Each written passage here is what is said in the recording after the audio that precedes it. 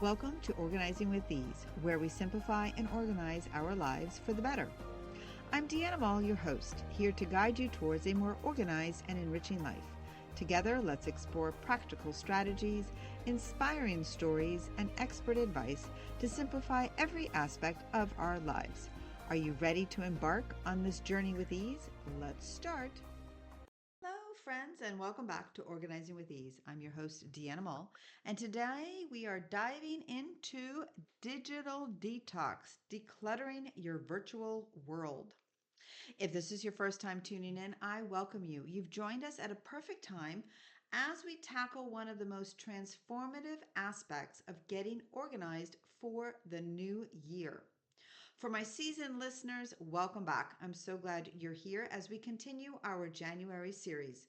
Fresh beginnings start strong in 2025. Can you believe we're already halfway through January? So this is the perfect moment. It's for a mid-month refresh. Over the past few weeks, we focused on decluttering physical spaces, holiday decorations, nightstands, bookshelves, and high traffic areas like entryways and kitchen counters.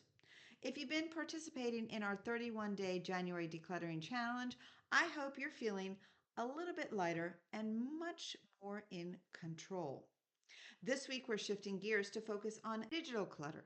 Our phones, desktops, and inboxes may not take up physical space, but when they're cluttered, they can create just as much stress and overwhelm as a messy home. Whether you're staring at thousands of unread emails, struggling to find files, or juggling too many apps. I would think that the too many apps is what my children would say would be my problem. Just wanted to give you that inside little note there. This episode is all about creating a streamlined digital life for 2025. So let's start with why decluttering your digital life is so important.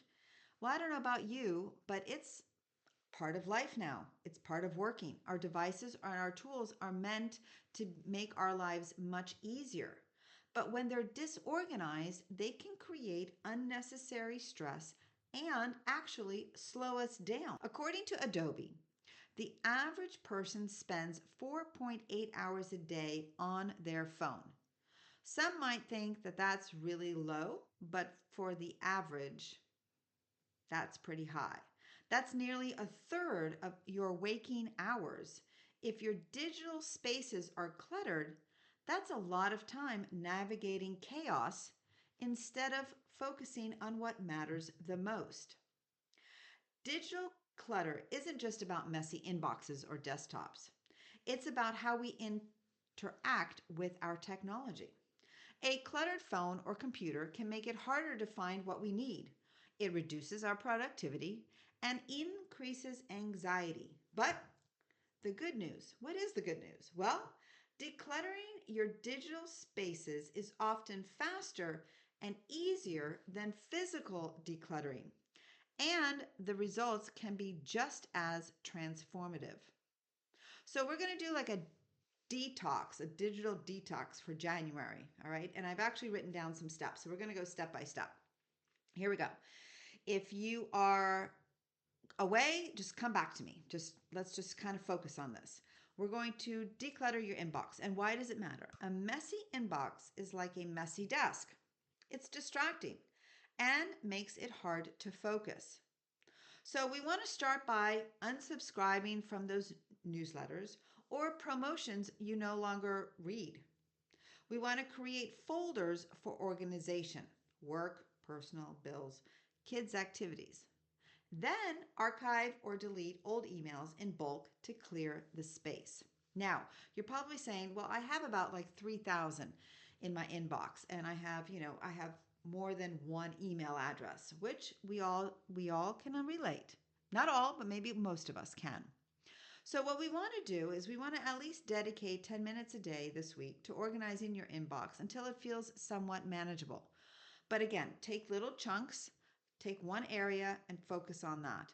It will take some time, but in the beginning, you will see results. A mental note that this is what you want to address for your week. You're going to want to organize your files and create a 2025 folder.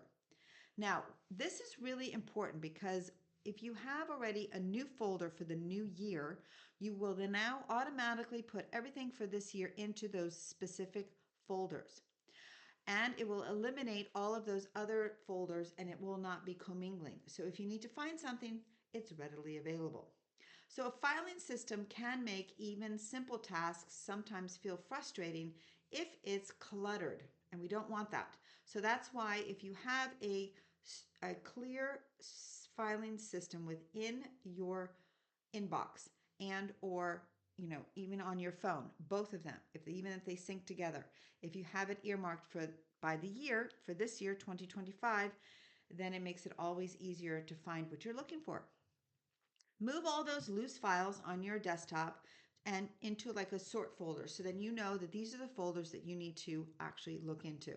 Again, for 2025, I have for my finances at home, just let you know how I have created some of my folders for 2025 already. I do have 2025 photos.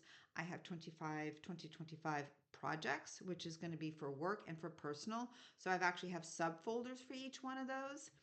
I do have for tax purposes for this year, which is of course tax filing for last year, but I do have that under finances, and then underneath there again I will do my tax documents and I have then my receipts.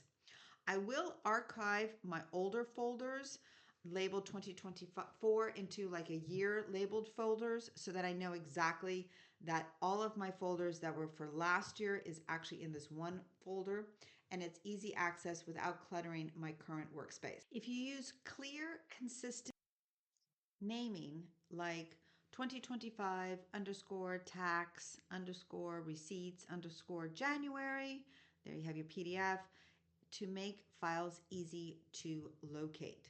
Then number 3 is to clean up your phone apps. I'm raising my hand on this one. I can tell you that for sure.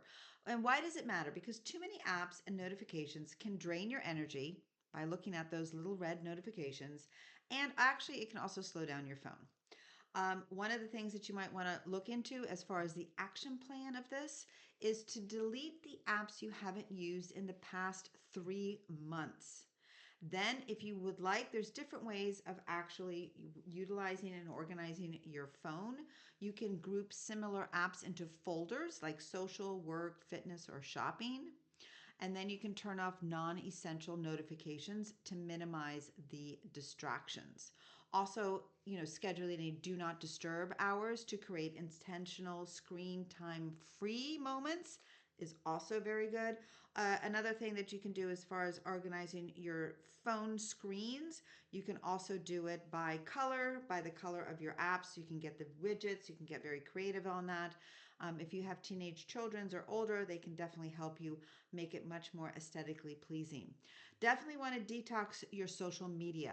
Social media can also either inspire you or it could actually overwhelm you. So it depends on how it's curated, right? So action plan for social media would be to unfollow accounts that no longer align with your values or your interests in the new year of 2025. You want to mute out accounts that trigger stress or comparison. Yes, that actually is something that you might want to consider by muting those accounts.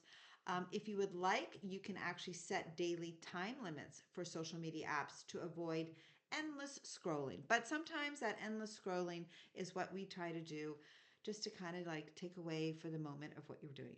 But that's where we lose our time and we lose our productivity. So we want to use tools to streamline your digital life. And here I've actually come up with a list of top six apps and tools to help you stay organized. That's what we want to do. We want to stay organized. Number one, I list it because I actually like it. It's Google Workspace. You can create folders and drives for different areas of your life.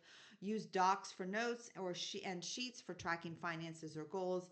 And it's also readily available on your phone. So if there are any notes that you need to refer back to, you have easy access if you're out of the house and you're not in front of your computer. Dropbox is the same thing, storage large files, photos, or important documents securely. Evernote is a good one. to keep track of those to-do lists, meeting notes, and creative ideas. External hard drives to back up critical files from prior years, 2024, and to store them safely is actually a really good idea to have. I actually have an external hard drive, and I feel really good about the fact that if anything should happen to my computer, I do have, aside from all of the other backups, I do have the external hard drive of anything in the past. Trello is also good, organizing your projects visually with boards and task lists. And of course, Todoist as well for your lists to write down. Canva, actually, if you can believe it or not, you can create digital planners or family schedules for the year ahead. So take a look at Canva. Combine these tools for a cohesive system. For example, you want to maybe save scanned receipts to Dropbox. Maybe you want to organize projects into Trello and then keep your personal notes into Evernote. So as you can tell, you have these 3 apps and it's all keeping you organized within those specific apps. Now, daily, nightly habits for digital clarity. Once you've decluttered, maintaining your progress is key. Here are some simple habits to keep your digital world tidy. You ready? Some daily habits. Spend 5 minutes deleting unnecessary emails and move new files into their designated 2025 folders right away. Since you've already created the folders, if you have those emails, then just, and they don't need to be addressed, it's more informative, put them already in the folders that you have created. A nightly habit can be review your inbox and desktop for any clutter. Try to turn on that do not disturb mode just so that you can disconnect and recharge. These habits really just take a few minutes, but they can actually save you hours of frustration. So just to let you know, I do have given myself for emails, I do give myself in the morning to review them around 12 o'clock lunchtime and then later on in the afternoon. Because of work, I do make sure that I do look at them periodically, and that's why I have my hours looking at them. Sometimes people look at their emails every hour because it's work related and there might be time sensitive emails that need to be answered and addressed immediately. But if you can give yourself more of a leeway of longer time periods of where you can look at your emails, that actually might help you a lot as well. I at least recently worked with a client in December who felt completely overwhelmed by her digital declutter because her desktop, here we go, was covered in random files and her inbox had, drum roll please, about 24,000 unread emails. Yes, so what we had to do is we had to start small, unsubscribing from emails, creating year labeled folders for documents, and archiving old emails. That did take some time. It was a process. It really was. We also did a lot on the hard drive where we did an external hard drive so that she can save a lot of them on the external and not onto her computer so that she has more space and more memory because her memory on her computer was getting to that maximum capacity. She had a clear desktop and an organized inbox and a folder system. Oh my gosh, here for the new year, 2025. That made everything for her so easy so that she can jumpstart the new year. So she actually was telling me that she was like her brain has finally caught up with all of this now that she's so organized in her digital world that this is like what she has called, that's the power of a digital reset. I think that's awesome. It clears not just your vices but your mental space too. As part of the 31-day January challenge of decluttering, focus on these digital tasks. Declutter your inbox, unsubscribe, sort, and archive. Organize your desktop, create 2025 folders, and clear old files. Clean up your phone, delete unused apps, and set up folders. Detox your social media, unfollow, mute, and set time limits. These small steps can make a huge difference in how you approach your digital life in 2025. So let's take on this challenge for this week. You ready? To tackle one area of the digital clutter. Your digital clutter, whether it's creating 2025 folders, cleaning your inbox, organizing your phone, take the time to create a virtual space that supports your goals. Share your progress. I'd love to see some of your before and afters, and so that we can celebrate your wins together. Thank you for joining me for this week's episode. Digital clutter may not be visible as physical clutter, but its impact is just as real. By creating organized systems for your inbox, files, and apps, you reclaim your time, reduce the stress, and you can feel ready to tackle the rest of 2025. Next week, we'll return back to physical spaces and talk about creating functional zones to make daily routines easier and more enjoyable. Until then, step by step, little by little, let's continue creating a year filled with clarity, calm, and transformation. Wishing you a week of digital peace. If you enjoyed today's episode, don't forget to subscribe to Organizing with Ease podcast on your favorite podcast platform and leave us a review. Your feedback helps us grow and reach more listeners like you who are passionate about living their best lives. And remember, a new episode comes out every Thursday at 8 a.m.